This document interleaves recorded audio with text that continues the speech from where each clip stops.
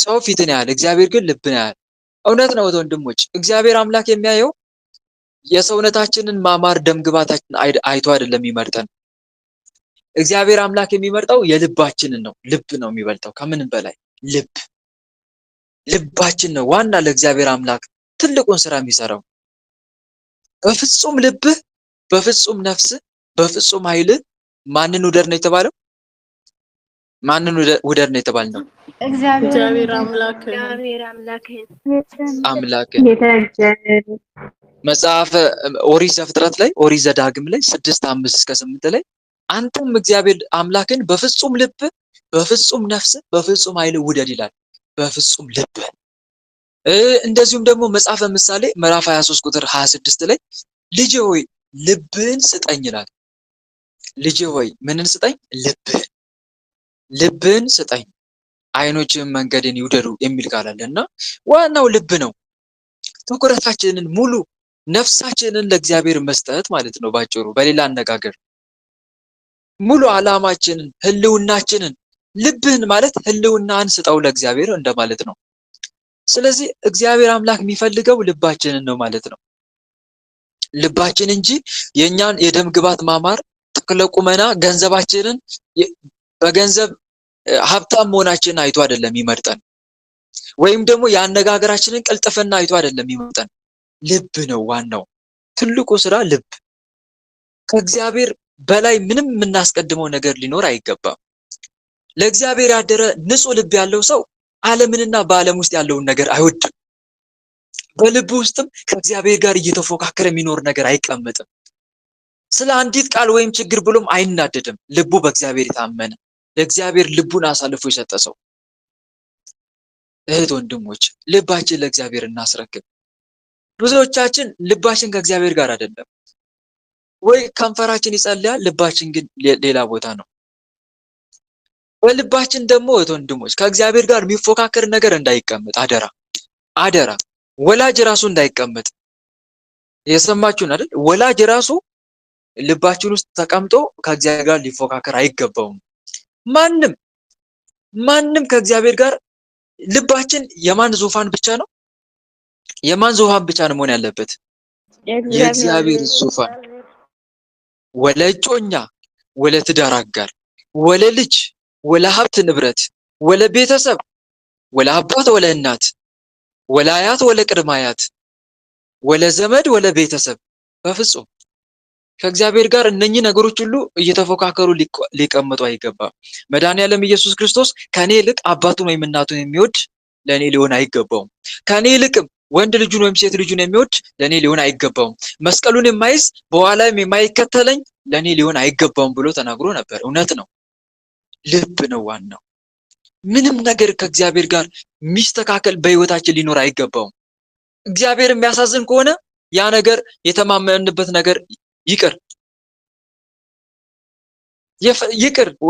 ምንም ነገር ከእግዚአብሔር ጋር አብሮ ሊስተካከል አይገባም። ለምን ይመስላችኋል? እግዚአብሔር አምላክ አብርሃምን የምትወደውን ልጅን ሰዋልኝ አለው። እንደዛ ብሎት ነበር አይደል? አብርሃም አብርሃም ብሎ ጠራውና አቤት ጌታዬ ሲል እስቲ ልጅህን ሰዋልኝ አለው። ሊፈትነው እኮ ነው። አብርሃም በነገራችን ላይ አብርሃም በስተርጅናው በጣም ልጅ ይፈልግ ነበር። አጥብቆ ይፈልግ ነበር። ሳራ አትወልድም። እድሜያቸው አርጅተዋል። አዳም 99 ዓመት ማነው አብርሃም 99 ዓመት የ99 ዓመት ጎልማሳ ማነው አዛውንት ሆኗል። እንደዚሁም ሳራም ደግሞ እጅግ አርጅታለች። የሴቶች ልማድ አውቆሟል። እሷ ጋር ካቆመ ዘመናት አስቆጥሯል። አብርሃምም ሸምግሏል። እጅግ በጣም ሸምግሏል። በዚህ ጊዜ አስቡት፣ በስተርጅናው የወለደው ልጅ ነው። በስተርጅናው የወለደው ልጅ ነው ይስሐቅ። ታዲያ አብርሃም ይስሐቅን በወለደ ጊዜ ግብዣ በግብዣ ያደርግ ነበር። በቃ ከደስታው ብዛት የተነሳ ማለት ነው። እግዚአብሔር ልጅ ሰጥቶኛል እያለ ድግስ ይደግስ ነበረ። በቃ ሁሉን ነገር እንደሚያዘጋጅ መጽሐፈ ኩፋሌ መጽሐፍ ይናገራል። ሌሎችም መጽሐፍቶች ይናገራሉ። እና ሰይጣን ይሄን ተመለከተ። ምክንያቱም አብርሃም ልጁ ላይ በጣም ትልቅ ፎከስ አድርጓል ልጁ ላይ ማለት ነው። የዚህ ሰዓት ሰይጣን ይሄን አየና ወደ እግዚአብሔር ሄዶ ከሰሰ። ማንን? አብርሃምን።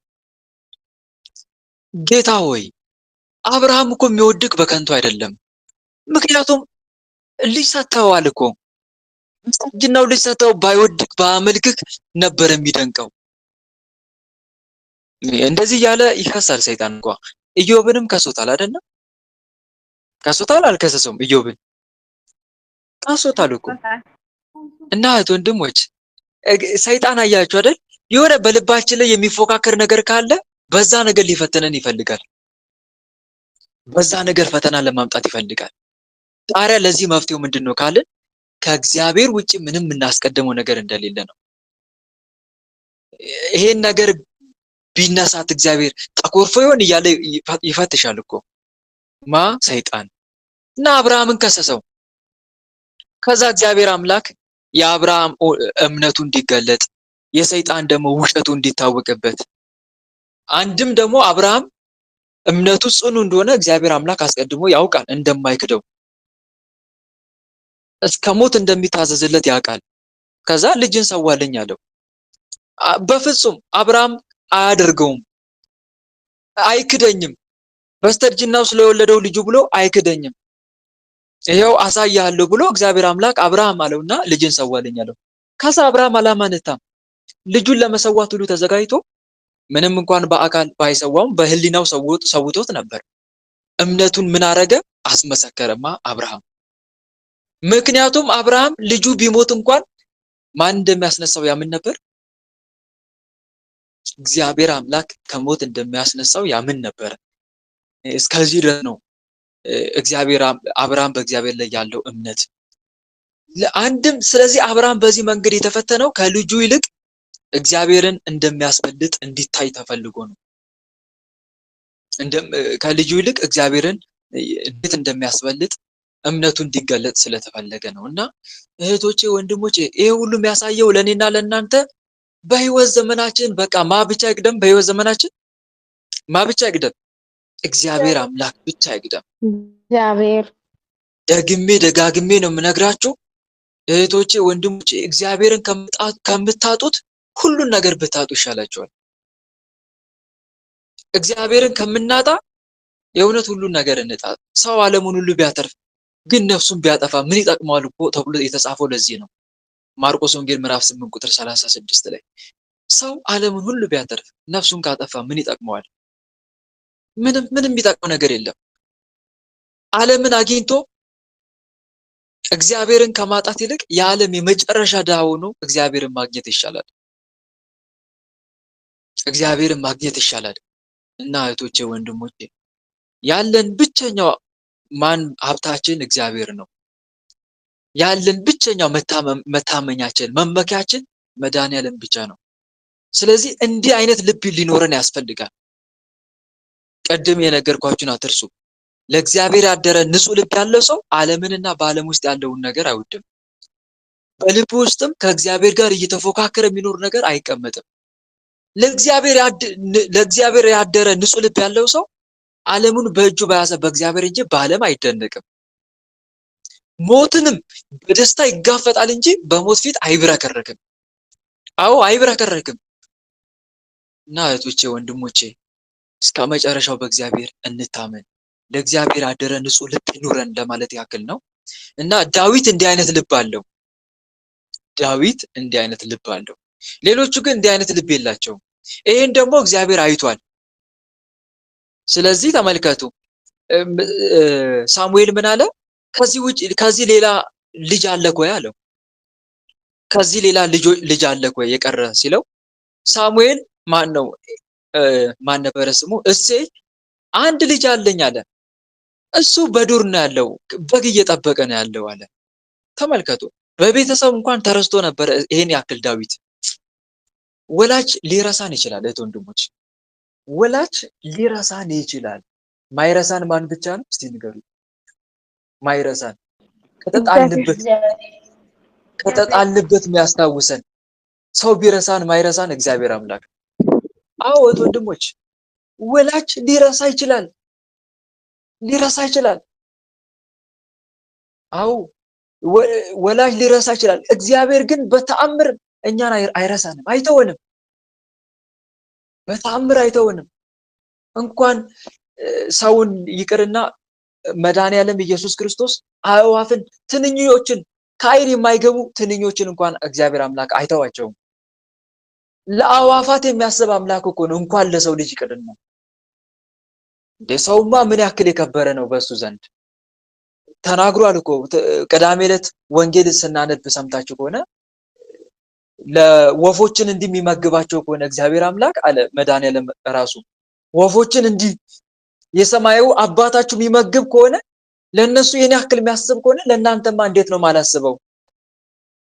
እንዴት ነው ማላስብላችሁ? እና አስቡት፣ ያስባል። እግዚአብሔር አምላክ ለኛ ያስባል፣ አይተወንም። እና የማይተዋችሁን እግዚአብሔርን ያዙት ወንድሞች። በሚያልፍ ቀን ውስጥ የማያልፈውን እግዚአብሔርን ተስፋ አድርጉ። አዎ ደግሜ ነው የምነግራችሁ፣ በሚያልፍ ቀን ውስጥ የማያልፈውን እግዚአብሔርን ተስፋ አድርጉ። እና ይሄንን ነው የምንማረው ትምህርት ማለት ነው። ተመልከቱ። ከዛ እሴይ አንድ ልጅ አለኝ አለ፣ ዱር ያለ እሱ ነው የቀረኝ፣ በቃ እሱን አምጡታል። ከዛ እሴይ ቶሎ ብሎ እሱን አስመጣው።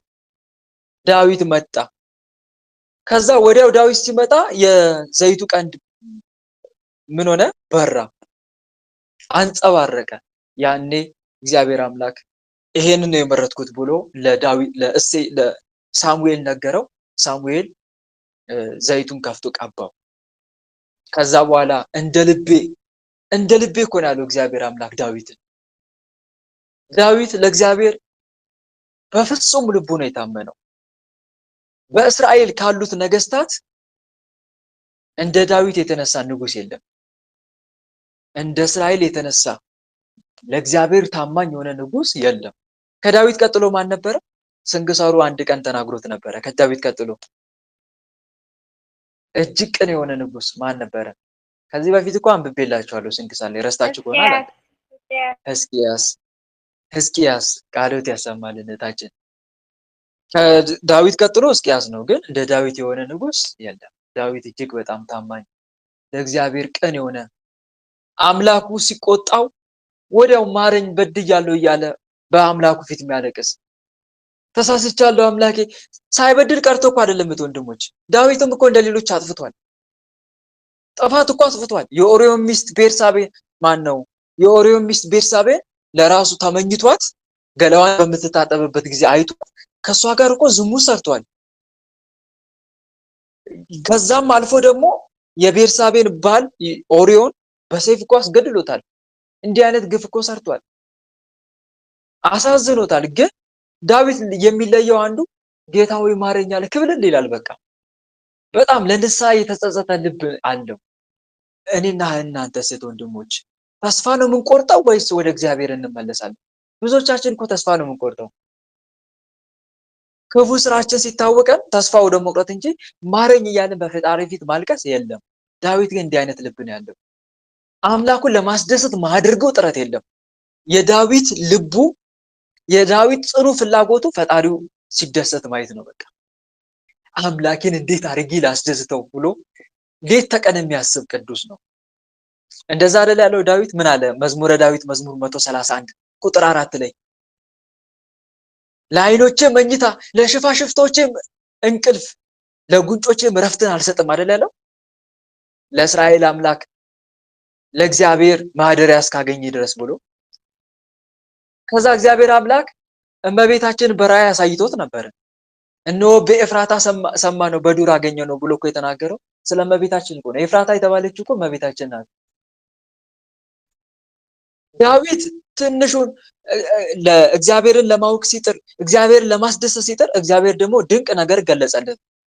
አስቀድሞ ከነቢያት በፊት ድንቅ ነገር ነው የገለጠለት። ከነ ኢሳይያስ በፊት ከነ ኤርሚያስ በፊት ዳዊት ክርስቶስን ከመወለዱ ጀምሮ እስከ እርገቱ እስከ ዳግም ምጽአቱ ክርስቶስን እኮ አይቶታል። በመንፈስ ክርስቶስን አይቶታል አስቀድሞ ማለት ነው። ከ1000 ዓመት ምናምን በፊት አይቶታል። የክርስቶስን ልደቱን አይቷል። ስቅለቱን አይቷል። ስቅለቱን እንዳየ ሲያመለክት ብዙ እጆቼና እግሮቼን ቸነከሩኝ ብሎ ተናግሯል ስለ ክርስቶስ። እግዚአብሔር በመለከት ድምፅ አረገ ብሎ መዝሙር 49 ላይ ስለ እርገቱም ተናግሯል። በዕለተ ምጽአት እንደሚመጣም ደግሞ እግዚአብሔር ሊፈርድ ይመጣል ብሎ አምላካችን ዝም አይልም ይመጣል የሚል መዝሙር ተናግሯል። መዝሙር 49 ላይ እና ሁሉንም ነገር አይቶለታልማ እግዚአብሔር አምላክ አሳይቶታል ለዳዊት። እና ይሄ ሁሉ ለምንድን ነው? 150ውን መዝሙረ ዳዊት ያጻፈው ማን ነው ካላችሁ እግዚአብሔር አምላክ ነው። ለምን? በፍጹም ልቡ ነው። እያንዳንዱን የዳዊት ጸሎት አይታችሁ ከሆነ የተመስጦ ጸሎት ነው አይደለ? አይመስጥም? እያንዳንዱ ቃል አይታችሁ ከሆነ እስቲ ስትጸልዩት አይመስጣችሁ? ይመስጣል እኮ። ተረጋግቶ ለሚጸልይ ሰው መዝሙረ ዳዊት በጣም አይመስጠው። እያንዳንዷን ቃል በተመስጦ እያገናዘበ ለሚጸልይ ሰው እና ምን ያክል ልቡ ከአምላኩ ጋር የተሳሰረ እንደሆነ የሚያሳይ ነው ይሄ ሁሉ ማለት ነው። እና እህቶቼ ከዳዊት የምንማረው ልባችን በፍጹም ልባችን ለአምላካችን ለእግዚአብሔር መታመን እንዳለብን ነው የሚያሳየው ማለት ነው። ከሳሙኤል አንድ ነገር የምንማረው ነገር አለ። ምንድነው? ሳሙኤል ከዚህ የቀረ ልጅ አለ ወይ ብሎ እሴይን ሲጠይቀው እሴይ አንድ ልጅ አለኝ ሲለው እሱን ካላመጣ እኔ ምሳ አልበላም ማለት፣ እሱን ሳልቀባው እኔ ምሳ አልበላም። ይሄ ከዚህ አንድ ነገር እንማራለን። የምንማረው ነገር ምንድነው? ከፍላጎታችን አስቀድመን የማንን ትእዛዝ መፈጸም እንዳለብን ነው። የማንን ትእዛዝ ለመፈጸም መትጋት እንዳለብን ነው የምንማረው። የእግዚአብሔርን አያችሁ አይደል? ሳሙኤል ለአምላኩ ለእግዚአብሔር ትእዛዝ ምን ያክል እንደሚቀና፣ የአምላኩን ትእዛዝ ለመፈጸም ምን ያክል እንደሚተጋ፣ እሱን ይሄን ትእዛዜን ካልፈጸምኩ የአምላኬን ትእዛዝ ካልፈጸምኩ ምሳ አልበላም ማለት፣ ምሳ አልበላም። እኔና እናንተ ሴቶቼ ወንድሞቼ የኛ የመጀመሪያው ቀዳሚ ተግባራችን ምንድን ነው? የአምላክን ትእዛዝ መፈጸም ወይስ የስጋችን ፈቃድ መፈጸም? ምንድነው ፈቃዳችን? ዋናው በህይወት ዘመናችን መቅደም ያለበት ማን ነው? እግዚአብሔር አምላክ ነው። መንፈሳዊ ሰው በመጀመሪያ እግዚአብሔርን በመቀጠል ሰዎችን ሲያስቀድም በመጨረሻ ራሱን የሚያስቀጥል ሰው ነው። መንፈሳዊ ሰው ማለት ይሄ ነው። እግዚአብሔርን ያስቀድማል። አስቀድሞ ከምንም በፊት እግዚአብሔርን። የሆነ ነገር ሲያጋጥመው በህይወት ዘመኑ ይሄን ነገር በፈጽመው ፈጣሪ ያዝናል ወይስ አያዝንም? ፈጣሪን አሳዝን ይሆን ብሎ ያስባል። እኛ እንደዚህ የምናደርገው ወንድሞች በህይወት ዘመናችን የሆነ ጉዳይ ሲመጣ ይሄ ነገር በፈጽመው ፈጣሪ ያዝንብኝ ይሆን? ፈጣሪን አሳዝን ይሆን? እንደዛ ብለን ነው የምንጀምረው። ስራም ስንጀምር ራሱ ስንጀምር ፈጣሪ ያዝንብኝ ይሆን?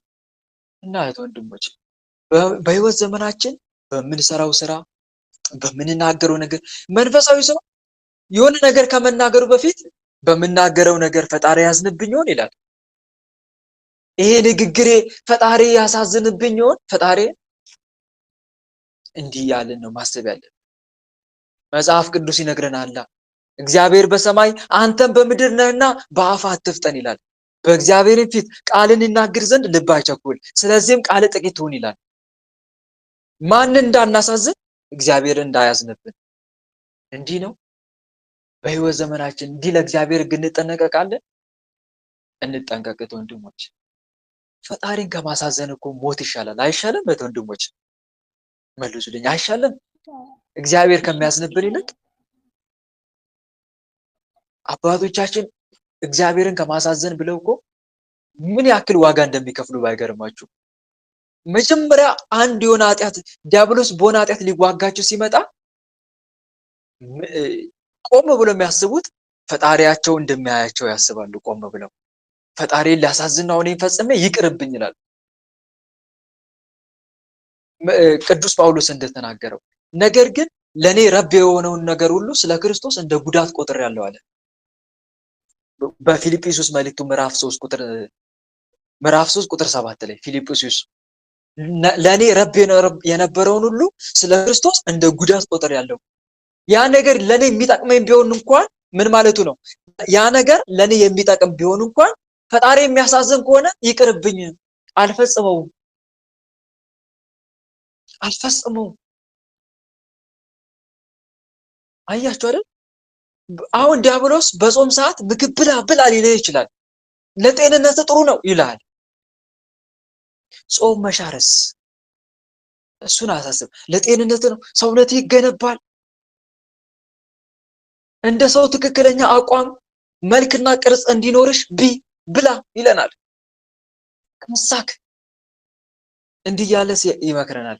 ግን የጾም መሻር ደግሞ ፈጣሪ እንደሚያሳዝን አያሳስበንም። ትዝ እንዲለን አያደርግም። ትዝ ቢለን እንኳን ትኩረት እንዳይሰጠን አያደርግም። እንዲህ እያደረገ ይዋገናል። እግዚአብሔርን በማስቀደም የታወቀ አንድ ቅዱስ አለ። ማን ካላችሁኝ? ዮሴፍ፣ ጻድቁ ዮሴፍ። የጲጢፋራ ሚስት ና ከኔ ጋር እንተኛ፣ ማንም ያየን የለም፣ በሩ ተዘግቷል፣ ሰራተኞችም የሉም፣ ደንገጥሮቼ የሉም፣ ባሌም ስራ ወጥቷል፣ በቃ ከኔ ጋር እንተኛ ና ማንም አያየንም ስትለው ዮሴፍ ምን ነበር ያላት? ሰው ባያየን ማን ያየናል? መልሱልኝ እስቲ። ሰው ባያየን ማን ያየናል? እግዚአብሔር ያየናል። አይደል? ሰው ባያየን እግዚአብሔር ያየናል። እግዚአብሔርን የሚያስቀድም ሰው እንደዛ ነው የሚለው። ከዛ በኋላ አስፈራራቸው። እንደዚህ ብላም ፈቃዷን መፈጸም እንዳልተቻለ ስታውቅ አስፈራራቸው። እጮህብሃለሁ አለችው። ከጮህኩብህ ደግሞ ምን እንደሚከተል ታውቃለህ፣ ትታሰራለህ። ከዛ በኋላ ቆይ እስቲ ላስብበት አላት። ማሰብ ጀመረ። ምን ይሻለኛል? እሺ ብላት፣ አንደኛ ጌታዬ አምኖኝ ይሄንን እሱን ስበድለው ፈጣሪ ያዝንብኛል። ስለዚህ እግዚአብሔር ቢያዝንብኝ ወይስ እሷ ብትጮህ? አረ እሷ ብትጮህ ይሻላል። ፈጣሪ ለዚህ ክብር ያበቃኝ ፈጣሪ አይደለ አለና አንቺ ጩህ እንጂ እኔ ፈለገ ቢሆን እንደዚህ አይነት የረከሰ ስራ ከአንቺ ጋር አልሰራም ማለት። ተጠመጠመችበት። ልብሱን ይዛ ልብሱ ላይ ተጠምጥማ ጮኸች። ልብሱን ጥሎላት ሮጦ ወጣ። ወታደሮች ዘለው ገቡ። ይሄ ባለጌ ጌታዬ በሁሉ ነገር ቢሾመው ከኔ ጋር ሊያማግጥ እጅ ከፍንጅ ያስኩት ይኸው ልብሱን ጥሎ ሮጠ ብላ በሐሰተኛ ክስ አስያዘችው፣ አሳሰረችው። ዮሴፍ እስር ቤት ወረደ። በኋላ ላይ ግን እግዚአብሔር አምላክ አከበረው። አያችሁ አይደል? በኋላ ግን እግዚአብሔር አምላክ የግብፅ ዋና አማካሪ አድርጎ ሾመው። የግብፅ ሁለተኛ ንጉስ አድርጎ ሾመው። እግዚአብሔር አምላክ። አያችሁ አይደል? ለእግዚአብሔር ስንታመን ለጊዜው እንገፋለን። ለምሳሌ አረብ ሀገር ያላችሁ እህቶቼ በሃይማኖቶቹ ምክንያት ስራችሁን ልታጡ ትችሉ ይሆናል፣ ልትገፉ ትችሉ ይሆናል። ለጊዜው ስራ በማጣት ልትቸገሩ ይሆናል። በኋላ ግን እመኑኝ ወንድሞች፣ እንደ ዮሴፍ የደስታ ህይወት ይገጥማቸዋል። ሌላው ቢቀር በምድር እንኳን ባይከፈላችሁ በሰማይ እጥፍ ሆኖ ይከፈላችኋል። በሰማይ ለክርስቶስ ስትሉ ስራ አጣችኋል። መድኃኒዓለም ሲነቅፏችሁና ሲያሳድዷችሁ በእኔ ምክንያት ክፉን ሁሉ ሲያደርጉባችሁ ሲናገሩባችሁ ብፁዓን ናችሁ፣ ዋጋችሁ በሰማይ ታላቅ ነውና ደስ ይበላችሁ ብሎ ተናግሯል መድኃኒዓለም። ስለዚህ ስትገፉ ደስ ይበላችሁ። በሃይማኖታችሁ ምክንያት እግዚአብሔርን ለማሳዘን ብላችሁ የምትከፍሉት ዋጋ ሁሉ እመኑኝ ወንድሞች በሰማይ ትልቅ ዋጋ ሆኖ ነው የሚጠብቃችሁ። እና ይሄን ትምህርት ነው ለእግዚአብሔር እስከ መጨረሻው መታመን፣ ከሁሉም በላይ ደግሞ እግዚአብሔርን ማስቀደም እንዳለብን ነው ከዛሬው ስንክሳር እየተማማርን ያለ ነው። በእውነት የቅዱስ ሳሙኤል ረድኤት በረከት በእኛ ላይ ይደርብን። የቅዱስ ዳዊት የኃያሉ መልአክ የሊቀ መልአክ የቅዱስ ሚካኤል ረድኤትና በረከት ይደርብን። አሜን። ሌላው ቅዱስ ማቴዎስ ቅድም ሰምታችኋል። በዛሬቱ ቀን የከበረ ያረፈበት ቀን፣ እንደዚሁም ደግሞ ቅዱስ ማቴዎስ በሀገራት በካህናት ሀገር ጣዖት በሚያመልኩ ካህናት ቦታ አገር ሄዶ ገብቶ ወንጌልን ያስተማረበት ብዙዎችንም ሰብኮ መልሷል። ያ ሁሉ ይታወስበታል ማለት ነው። ሌላው በዚች ቀን ንጹሕ ድንግል የጠባይን ፍላጎት ድል የነሳ አባት ለአባቶች ሊቃነ ጳጳሳት 12ኛ የሆነ የእስክንድርያ ሊቀ ጳጳሳት አባ ዲሜጥሮስ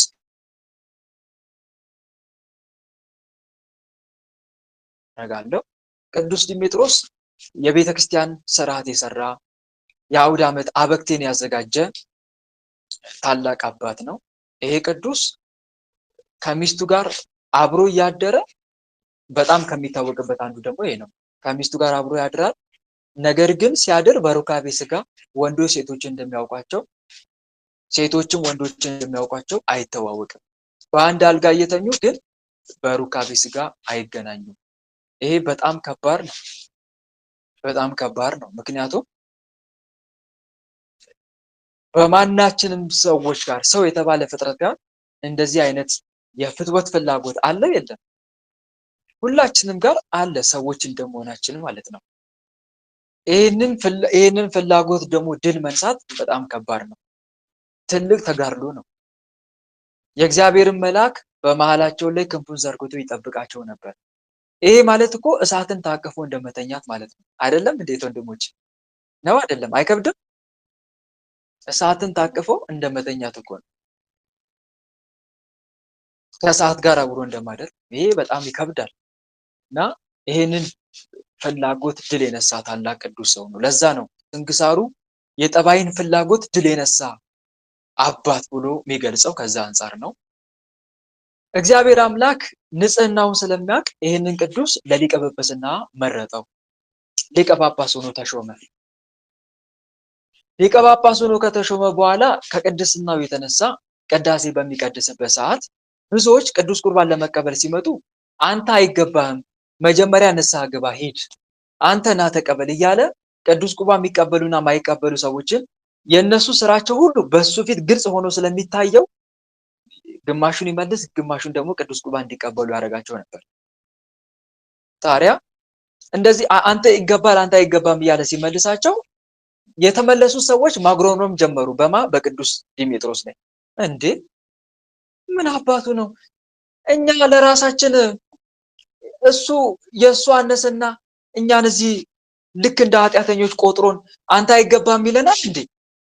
ይሄ አስመሳይ ጻድቅ ያጫውተዋል እንዴ እያሉ በክፉ ሐሜት ያሙት ነበረ። ማንን? ቅዱስ ዲሜጥሮስን። ብዙ ጊዜ ኃጢአታችን ሲናገረን ከመመለስ ይልቅ እንዲህ አይነት ባህሪ ያለብን እኛ ጋር አለ የለም ወንድሞች? ከመመለስ ይልቅ ምንድን ነው የምናደርገው? እንቆጣለን አንቆጣም? ሰው ስህተታችን ሲነግረን እንቆጣለን እኮ። በጣም ነው የምንነጫነጨው። የእውነት አንተ ኃጢአተኛ ነህ፣ አንቺ ኃጢአተኛ ነሽ፣ ሂጂ ንስሐ ግቢ ሲባል መባል የነበረበት ግን እንዴት ነበረ ወንድሞች? እሺ እንደዛ ነው አይደለ? እሺ አባቴ እውነት ነው፣ ትክክል ነው፣ ኃጢአተኛ ነኝ፣ እግዚአብሔር ኃጢአቴን ንስሐም እገባለሁ፣ ንስሐዬን እንዲቀበል ደግሞ በጸሎት አስበኝ፣ በጸሎት አስቡኝ ነው። ያ ሰው ጻድቅም ቢሆን ባይሆንም እህት ወንድሞች፣ ማንም ሰው ኃጢአተኛ ነህ ብሎ ቢጠይቃችሁ ቢነግራችሁ ኃጢአተኛ አይደለሁም ብላችሁ ነው የምትከራከሩት ወይስ አዎ ኃጢአተኛ ነኝ ብላችሁ ነው የምታምኑለት? ኃጢአተኛ ነኝ ነው እንጂ አዎ ኃጢአተኛ ነኝ፣ በደለኛ ነኝ በቃ። ኃጢአተኛ ነህ? አዎ ኃጢአተኛ ነኝ። በደለኛ ነኝ። አዎ። ምን ችግር አለ? ክብራችን ያሳንሳል እንዴት ወንድሞች? ክብራችን ያሳንሳል ኃጢአተኝነታችን ማመናችን? አያሳንስም። ምንም የሚያሳንሰው የሚጎድልብን ነገር የለም እኮ። ምንም የሚጨመርልን ከክብራችን የሚያሳንስ የሚቀንስ ነገር የለም። ግን ብዙዎቻችን ክብራችን የተነካ ስለሚመስለን እሱ ማኑንና ነው፣ እንደዛ ነው የምንለው። እሱ ማኑንና ነው እኔን ኃጢአተኛ ነሽ የሚለኝ? ማኑነችና ነው እሷ እኔን ኃጢአተኛ ነኝ የሚለኝ? የእሱን ማን በነገረለት? የእሱን ማን ባወቅ? ቅር ይለናል። በቃ ውስጣችን ያምናል። እናቶቼ ወንድሞቼ፣ ሰው የፈለገ ነገር ይሄ ቅዱስ ደግሞ እኮ ያውም እየነገራቸው ያለው በትህትና ነው። ልጄ ዛሬስ ሂጂና ንስሐ ግቢ፣ ዛሬስ ለጌታ ስጋና ደም እስቲ ክብር ስጪ፣ ሂጂና ንስሐ ግቢ፣ ከዛ በኋላ መተሽ ስጋው ደሙን ትቀበያለሽ እያለ በፍቅር ነው የሚያናግራቸው፣ እንዳይቀየሙት በትህትና ማለት ነው። እንደዛ ነው እንደዚህ ብሏቸው ያጉረመርማሉ። ማኑንና እንዲህ እያሉ ያጉረመርሙበት ነበር። በሐሜት ተጎዱ እነኚህ ሰዎች። ከዛ የእግዚአብሔር መልአክ ንጽህናን ግለጽላቸው አለው። ንጽህናውን ገለጸላቸው። ቅድስናውን አሳያቸው። እሳት ላይ እየተረማመደ ፍም በልብሱ እየያዘ አሳያቸው። ያኔ ደነገጡ። ብለው በጣም ደነገጡ። ቅድስናውን ተረዱ። ለምንድን ነው ይሄን ያረከው አሉት። እናንተ በሐሜት እያማችሁኝ ስለሆነ ይሄንን ከእግዚአብሔር ታዝዤ ነው ግለጽላቸው ተብዬ ነው ይሄን ያደረኩት አላቸው። በጣም ተጸጸቱ። ይቅር በለን አባት ሆይ በድለህናል አሉት።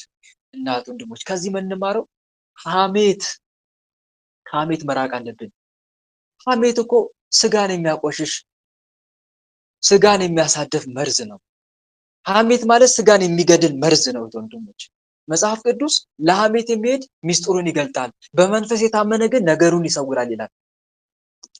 ለሐሜት የሚሄድ ሚስጥሩን ይገልጣል፣ በመንፈስ የታመነ ግን ነገሩን ይሰውራል። በሰው ላይ አለመፍረድ ግልጽ ነው አይደል? ምንማረው አንደኛ ሐሜት መተው፣ ሁለተኛ በሰው ላይ አለመፍረድ። እንዳይፈረድባችሁ ምን አትበሉ ይላል ቃሉ። አትፍረዱ። እንዳይፈረድባችሁ አትፍረዱ፣ በምትፈርዱበት ፍርድ ይፈረድባችኋልና በምትሰፍሩበት መስፈሪያ ይሰፈርባችኋል። ደግሞ ወንድሞች የሚታየውን ነገር ብቻ አይተን በሰው ላይ አንፍረድ። መረጃ ከቀረበልን እንፈርዳለን ብዙዎቻችን። በቃ ግን መጀመሪያ ውስጡን ማን አየ? ማን መረመረ? አሁን ተመልከቱ። ከየት የመጣ ህግ ነው? የቤተ ክርስቲያን ስርዓት ሽሯል። ያገባ እንዴት ሊቀ ጳጳስ ይሆናል እያሉ ነው የሚያሙት። በአሁን ሰዓት ብዙዎቻችን በዚህ አንጎዳም ብላችሁ ታስባላችሁ? እውነት ነው ብለን የምንቀበል አይመስላችሁም? ዲሜጥሮስ በእኛ ጊዜ ቢሆን ኖሮ እንዴት አግብቶ ሊቀ ጳጳስ ሆነ ብለን እኛ ማንተባበር ይመስላችኋል? ልክ አይደለም እንላለን እኮ። ይሄ ልክ አይደለም፣ ትክክል አይደለም። እንዴት አግብቶ ሊቀ ጳጳስ ይሆናል? ተገለጠልኝ ስላለ ነው እንዴ? ወይም ደግሞ በእግዚአብሔር ተመርቶ እንዲተደረገለት ስለተባለ ብቻ ማመን አለብን እንዴ? ራእይ ሁሉ ማመን የለብንም። ስለዚህ ብለን ነበረ የምንፈርድበት። የእውነቴን ነው የምላችሁ፣ እንፈርድበታለን። ምክንያቱም በመረጃ አሳማኝ መረጃ ከቀረበልን በቃ ጀጅ ወደ ማድረግ ስለምንገባ ማለት ነው። ወደዛ ነው የምንሄደው። በቃ እንፈርዳለን። እና ወንድሞች መረጃ ሁሉ ይታመናል አይታመንም? ይታመናል እንደ መረጃ ሁሉ አይታመንም። መረጃ ሁሉ አይታመንም። መረጃ ብቻ ሰውን ወንጀለኛ ለመባል በቂ ማስረጃ አይሆንም። በአሁኑ ሰዓት ደግሞ ብዙዎች ሐሰተኛ መረጃ ይሰራል አይሰራም? በአሁኑ ሰዓት ወንድሞች ይሰራል አይሰራም? ይሰራል። ሐሰተኛ መረጃ ሰነድ ሁሉ ይወጣል እኮ። በአሁኑ ሰዓት ሐሰተኛ ሰነድ ይወጣል። ብዙ ቅንብር ይደረጋል። የሰውን ንግግር ራሱ አጣሞ ሰውየው እንዳል አድርጎ በቪዲዮ ኤዲት ማድረግ ይቻላል አይቻልም? ይቻላል። በደንብ ይቻላል። የምታዩት እናንተ ሰውየው ያወራ ያው ድምጹን አስመስሎ ራሱ ሁሉ ይሰራል። ድምጹን አስመስሎ አሁን እናንተ የምታምኑትን ሰው እንድትጸየፉ ለማድረግ እናንተን ለማለያየት ሰው ከፈለገ ምን ያደርጋል መሰላችሁ? እናንተ በምትወዱት ሰው ድምጽ አስመስሎ እየተናገረ እናንተን ያንቋሸሸ እናንተን እየሰደባችሁ ቪዲዮ ሊያሰማችሁ ይችላል። እናንተ የዛን ሰዓት አው ብለን ነው የምንቀበለው። የእውነት ትክክል ነው። እንዴት እንዲህ ይለኛል ነው የምንለው። እንዴት ትለኛለች? እናቶቼ ወንድሞቼ፣ በመረጃ አትመኑ ነው።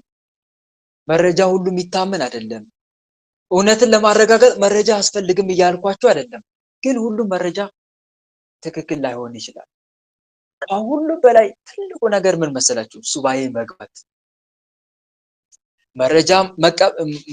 መረጃ መሰብሰብ ጥሩ ነው መረጃ መሰብሰብ። ከመረጃው ደግሞ በተጨማሪ እግዚአብሔርን በጸሎት ጠይቆ እውነቱ ላይ መድረስ እውነቱን ማወቅ እንጂ በመረጃ ብቻ ተማምነን መረጃ አለኝ ስላለ ብቻ ቀጥታ ወደ ሰው ላይ ወደ መፍረድ ይሄ ተገቢ አይደለም። ይሄን ትምህርት ነው የምንማረው ማለት ነው ከዛሬ። ስለዚህ ቅዱስ ዲሜጥሮስ እንዲህ ንጽህናውን ባይገልጽላቸው ኖሮ በፍጹም አያምኑትም። ይሄ እንዲህ አድርጎት እንትኑን ቅድስናውን ባይገልጽላቸው ኖሮ አረኛ በድንግልና ነው የምንኖረው ቢሉት ማን ያምነዋል? ማንም ያምነው። እና በመረጃ ብቻ ተንተርሰን ሰው ላይ ልንፈርድ አይገባም ማለት ነው። ልክ እንደዚሁ እኔም አሁንም ከገድላት አንደበት ቁጥር 2 ላይ መጽሐፍ ሳነብ ማለት ነው በሀገራችን በኢትዮጵያ እየተፈጸመ ሴራና ተንኮል ነው። ሊቀ ጳጳሱን የኢትዮጵያ ሊቀ ጳጳስ ነበረ በዛ ጊዜ የትኛው ንጉስ እንደሆነ መጽሐፉ አይገልጸውም። እና ሊቀ ጳጳሱን ሊያጣሉት ፈልገው የህፃን ልጅ ገደሉ። ህፃን ልጅ ገደሉና ድስቱ ውስጥ አድርገው በእሳት ላይ ጥደው ቀቀሉት። የህፃኑን ልጅ አስከሬን ማለት ነው። ገድላት አንደበት ቁጥር 2 ላይ ታገኙታላችሁ። ገጹንም ልነግራችሁ እችላለሁ። እና ቀቀሉትና ወደ ንጉሱ ሄዱና ንጉስ ሆይ፣ አቤት፣ ሊቀ ጳጳሱ እኮ የሰው ስጋ ቀቅሎ ይበላል አሉ። በጣም ደነገጡ። የሰው ስጋ ቀቅሎ ይበላል? አዎ፣ ይሄው ከፈለክ ማስረጃ አለን አሉት። ማስረጃ አለን አሉት። እጅ ከፍንጅ ነው ምን የያዝነው አሉት። እስቲ እንዴት አላቸው። የዚህ ለካ እነሱ በሴራና ተንኮል ያንን ህፃን ገለው ድስት ውስጥ ቀብረው በድስት አድርገው የሊቀ ጳጳሱ ተመሳጥረው ማለት ነው ከሊቀ ጳጳሱ አገልጋዮች ሰራተኞች ጋር ተመሳጥረው እዛ ቦታ በሳት ጥደውታል። ልክ እየተቀቀለለት እንደሆነ አስመስለው ማለት ነው። ከዛ ይሄ ነገር እውነት ከሆነ አላቸው ንጉሱ፣ እናንተን አልምራችሁም፣ በህይወታችሁ እንደፈረዳችሁ ቁጠሩ፣ እሱን ከሳችሁት ከሆነ ለማንኛውም ብሎ ወታደሮችን ልኮ አጣሩ ብሎ ላካቸው። ከዛ ሲያጣሩ እና ብለው ሄደው ሲያጣሩ ወደ ሊቀ ጳጳሱ ቤት ግቢ ገብተው ሲያዩ እየተቀቀለ አዩ። ሲከፍቱት የህፃን ልጅ ስጋ አስከሬን አለ። ወታደሮቹ በጣም ደነገጡ፣ ወደኋላ አፈገፈጉ። ከዛ ያንን አስከሬን ይዘው ለንጉሱ፣ ይሄው ንጉሱ እውነት ነው፣ እጅ ከፍንጅ ነው ያዝነው፣ ያውም ይሄ ሁሉ የሚደረገው በሊቀ ጳጳሱ ቤት ነው። በጣም ንጉሱ አዘነ፣ ደነገጠ። ከዛ ሊቀ ጳጳሱን አስጠራ፣ ይምጡ አለ። ከዛ በኋላ ቁጭ አደረጋቸውና እንዴት የሰውን ስጋ ቀቅለው ይበላሉ?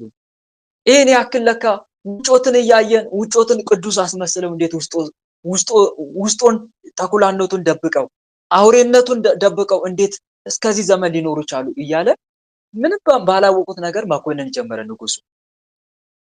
ንጉስ ሆይ ስለምንድን ነው የምታወራው? እኔ እኮ ምንም ማውቀው ነገር የለም፣ እባክህ አስረዳኝ አሉት። ይሄው እስቲ ተመልከት፣ ይሄ ከአንተ ከቤት ደጅ ነው የተገኘው፣ ቀቅለ ስታበስል አላቸው።